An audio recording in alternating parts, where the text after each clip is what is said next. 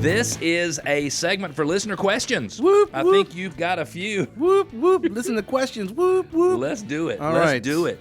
This one comes in from Mel in Canton. Mel in Canton. Hello, Yes, Mel. And Mel wants to know, our buyer is getting FHA financing, which I understand can be a real problem. Should we just wait to find an all-cash or a conforming buyer? So I think that Mel really doesn't have a concern at all. All right.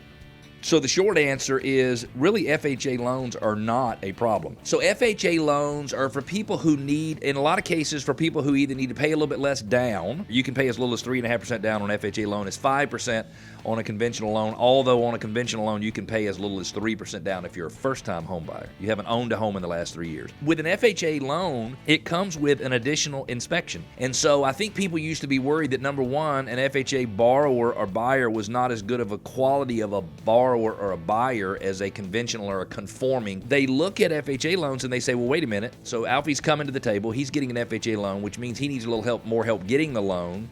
So I might have to worry about Alfie. You see how a seller might look at that? But the reality is that an FHA loan is designed to be a little easier to get. Mm-hmm.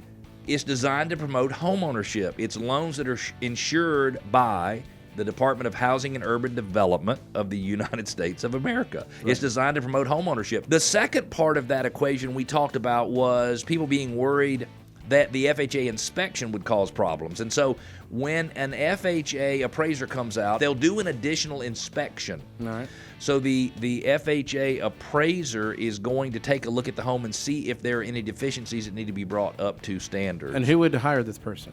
The bank hires the person, the lender. But very rarely, Alfie, do I find an FHA appraiser request any repairs at all whatsoever. Alfie, yes, sir. You got another one for us? I do. Jeremy in Buford. Yes. And Jeremy writes in and says, my house has been on the market for over 90 days with no sale yet.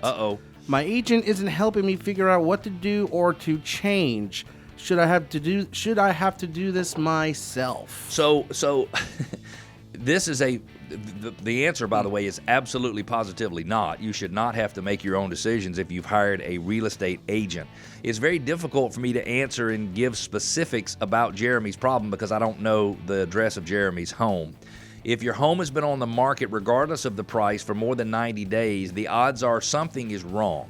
Because homes that sell even in the $1 million range, and it could be in the $1 million range in Buford, they tend to sell in 60 days, 70 days, 80 days on average. I looked year to date, Alfie, the average home that is sold in Metro Atlanta has been on the market for 57 days. So once you go past 57 days, something is wrong. You need to, Jeremy, insist that your real estate agent help you figure out what the problem is. They need to analyze for you the month's worth of supply in the area, whether it's a buyer's, balanced, or a seller's market. They need to look at the condition of the home and see what could be done to make the condition of the home match the needs and expectations and requirements of the average buyer in the market. They need to do a full review of the marketing. Are the pictures right?